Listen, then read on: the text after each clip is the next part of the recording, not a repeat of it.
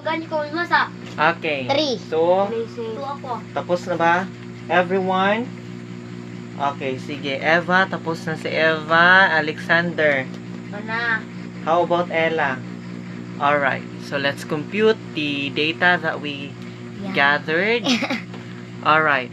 So, from Kanay. So, 2,915 times 980. So, the answer of Eva is 2,856,700. Sige. Oh, bakit kinesyon mo na yung Why sagot mo? Ilisay? Yung kay Ella naman,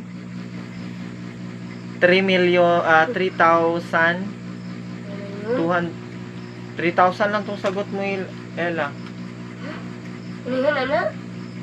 325,950. How about Alexander? Natago dahil.